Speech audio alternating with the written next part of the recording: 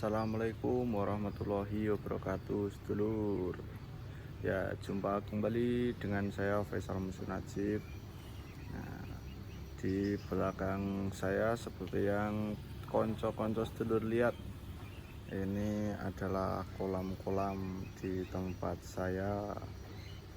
Ini ada kolam gurame, sana ada nila, sana ada gurame, sana ada yang kosong juga.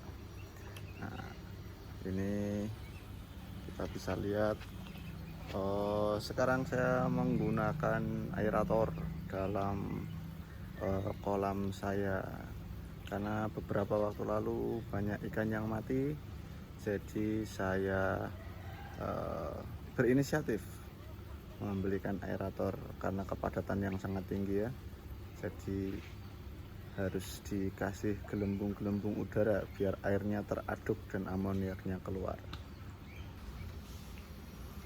Ya, di video kali ini saya hanya ingin sharing pengalaman untuk teman-teman yang masih cenderung tidak ingin repot menggunakan aerator.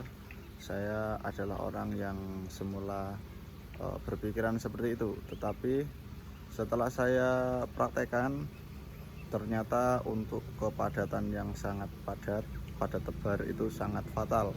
Tanpa menggunakan aerator, ikan akan kehabisan oksigen dan di malam hari ikan akan muncul di permukaan ngap-ngapan ya, dan paginya sudah mengambang, biasanya seperti itu. Itu terjadi selama berminggu-minggu sehingga saya harus mengambil inisiatif. Nah, contohnya pada kolam ikan nila ini. Nah, kolam ikan nila ini sebelumnya tidak menggunakan aerator dengan pada tebar sekitar diameter 3 sekitar 1.500 ekor kayaknya. Itu dulu video tentang saya memelihara itu dari telur dari indukan itu kemudian muncul larva, itu dulu saya pernah membuat videonya sehingga sampai sekarang. Dan saya amati tanpa aerator itu perkembangannya cukup lambat.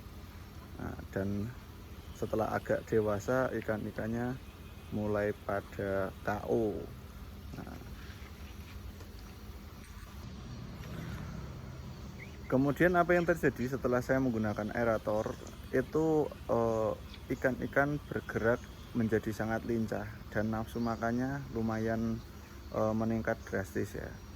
Jadi setelah menggunakan aerator ini ikan sudah jarang naik ke atas. Nah, sebelumnya itu ikan pada naik ke atas semua, di sebelah sana itu ikan semua naik semua. Nah, memang saya biarkan karena namanya eksperimen, keinginan tawan saya, mosok sih kolam itu harus ada aeratornya. Nah, ternyata memang betul, secara teori itu betul. Jadi ikan itu memang membutuhkan oksigen, walaupun aerator itu sebenarnya tidak langsung memunculkan oksigen, tapi yang terpenting adalah perputaran airnya. Nah, gelembung itu nanti akan aerator bukan penghasil oksigen, cuma penghasil gelembung, tapi itu nanti akan menjadi menggerakkan air yang sehingga oksigen itu bisa mengalir karena adanya pergerakan air ya, pertukaran oksigennya seperti itu. Nah, ikan-ikan menjadi jarang naik ke atas, padahal masih lumayan banyak ikannya. Tadi sudah saya kasih pakan dan saya tidak bisa menunjukkan. Mungkin kita serok saja coba.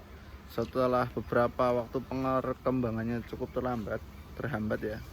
Ini saya serok selama udah sekitar 2 mingguan. Itu lumayan cepat. Kita lihat coba. Oke, kita coba serok dengan serok ala kadarnya. Ini kalau sebelumnya ngapung-ngapung di situ diserok sudah sangat mudah ya untuk menyeroknya, tapi ini mungkin agak lebih sulit kali ini. Nah, dia pergerakannya ikannya jadi sangat cepat ya. Kalau sebelumnya ikan-ikan itu diserok ya cuma diem aja. Mungkin ini tinggal tersisa beberapa ekor, nggak terlalu banyak memang, tapi ya lumayan lah. Dari kita coba serok lagi. nggak dapat sana paling sedang ngumpul. Kita coba serok. Bismillah. Nah itu dia. Nah geraknya cepat banget ya, dia jadi agresif ikannya ya. Itu adalah keunggulan adanya aerator. Dan selain aerator pun kolam ini saya berikan probiotik supaya bakterinya bisa berkembang, bakteri yang baik untuk perkembangan ikan nilainya. Nah, setelah lama ikannya pertumbuhannya terhambat, kali ini ketika diberi makan sangat lahap dan cepat banget perkembangannya. Dalam jangka waktu 1 minggu itu udah kelihatan, cara bahasa Jawa ini pangling, sudah segitu. Nah seperti itu ya. Tidak hanya kolam nila, saya juga memberikan sistem aerator ini di kolam gurame ya. Kolam gurame saya juga saya kasih sistem aerator karena pengalaman juga saat saya mengganti air dan saya berikan air baru, saya auto panen ya. Auto panen, ikannya semua ikan lemas semua karena tidak ada aeratornya. Jadi mungkin pengalaman saya bisa jadi perhatian untuk teman-teman ketika mengganti air kolam gurame itu, kalau bisa jangan sampai habis dan usahakan sedikit saja, sedikit demi sedikit. Nanti saya kasih tahu caranya bagaimana membersihkan dasar permukaan kolam, dasar kolam tanpa harus mengganti airnya ya. Ini untuk alternatif saja. Nah ini dia kondisi ikan gurame saya sekitar umur 2 bulan dari oyongan itu sudah berkembang lumayan cepat. Nah, oke, kita ambil seroknya lagi, kita coba serok ikan-ikan gurame, bibit-bibit guramenya. Bismillah. Nah itu dia perkembangannya sangat cepat ya, sangat gesit sekali ya. Itu ada yang besar ada yang kecil karena memang pernah satu kolam saya gagal. Nah, bibitnya tinggal sedikit, kemudian saya campurkan dengan yang lebih baru. Jadi itu bibit bukan seukuran semua karena memang ada yang pernah gagal ya. Ya namanya usaha pasti ada kegagalan ya. Mungkin coba kita serok sebelah sini secara random. Dan yang terpenting untuk teman-teman bahwa saya ingin memberitahukan aerator ini sangat bermanfaat sekali untuk perkembangan dan gerak-gerak kelincahan gerak ikan ya, teman-teman bisa lihat. Ya memang sebenarnya gurame tidak terlalu suka ya, mungkin ya tidak ada kolam yang bergerak, tapi nyatanya dengan adanya aerator ini ikan perkembangannya juga semakin cepat, semakin gesit, dan ketertarikan untuk makannya itu jadi semakin lahap. Nah ini adalah kolam turahan yang airnya saya ganti dan kemudian auto panen. Dulu videonya sepertinya sudah pernah saya buat, cuma video kegagalannya tidak saya buat. Bener-bener itu kita tebar 1000 ekor yang mati hampir 75%. Itu matinya tidak langsung mati ya teman-teman, karena kehabisan oksigen. Ciri-ciri matinya itu dia lemes dulu, jadi lemes, banyak yang ngapung, bertebaran ngapung, lemes. Oke, kita coba cek sekarang seperti apa jadinya.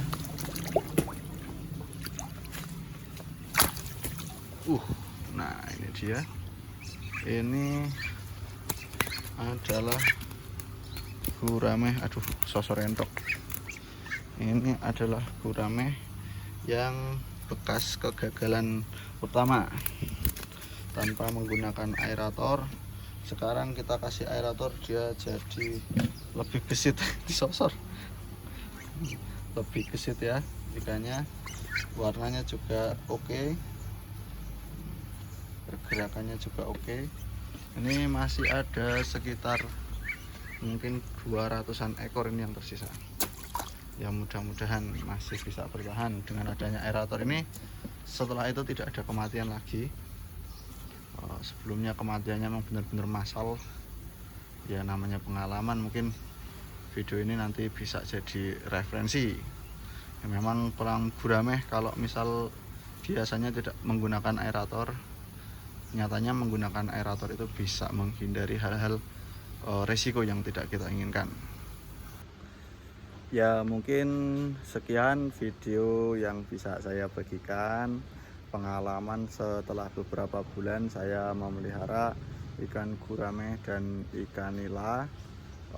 Mungkin dari pemandangan yang ada, saya masih ada kesalahan dalam proses pembudidayaan ini. Mungkin teman-teman yang sudah lebih paham, lebih mahir, dan lebih berpengalaman, monggo silakan tulis komentar di bawah ini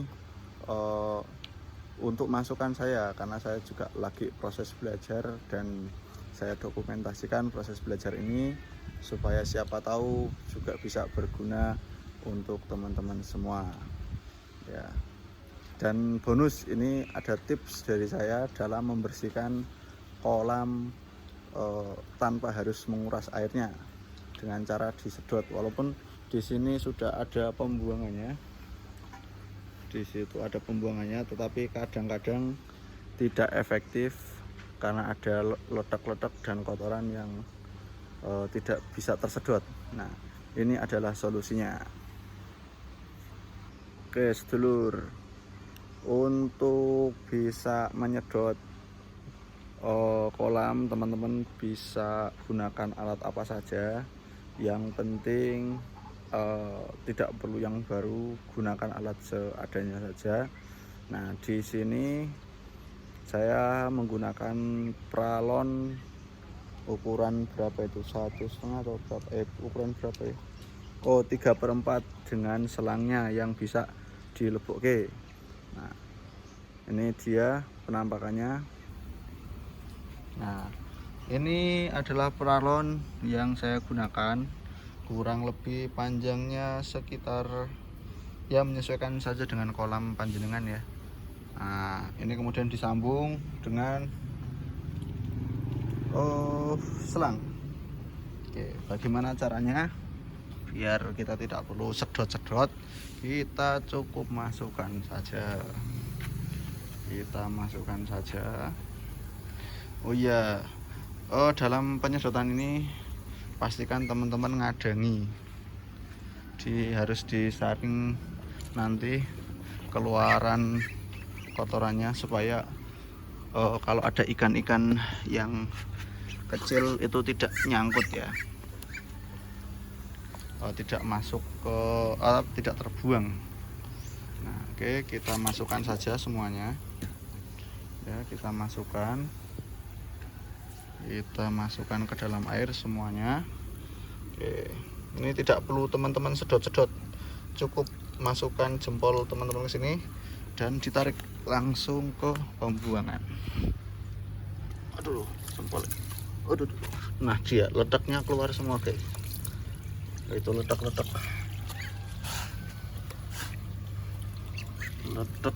keluar. Oke, kita langsung bersihkan saja. Kalau kurang panjang selangnya teman-teman bisa tambah sendiri. Nah kita cukup membersihkannya seperti ini. Aduh entok kayak push.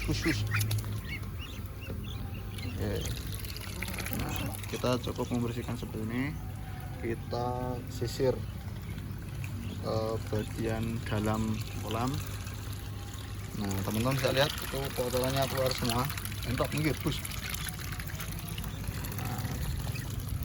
Pastikan teman yang tidak ada aeratornya, biasanya nanti gumpalan akan ngumpul di situ semua.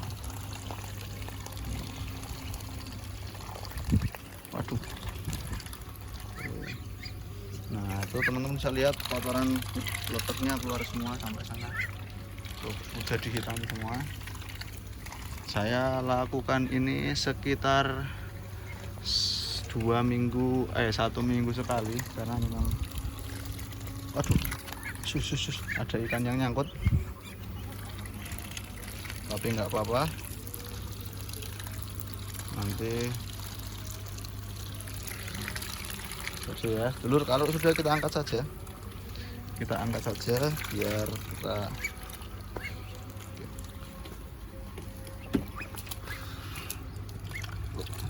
nah ternyata juga ada ikan yang mati di dalam.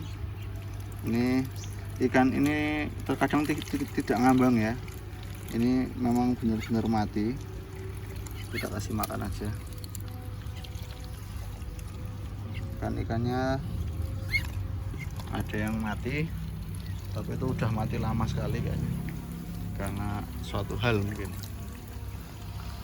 ya. Yo, sekian seluruh video yang bisa saya sampaikan. Untuk teman-teman yang tertarik ingin budidaya seperti ini, silakan dicoba.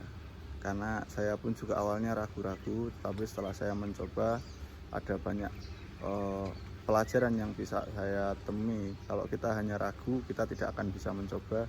Kita tidak mau mencoba, kita tidak akan bisa ya.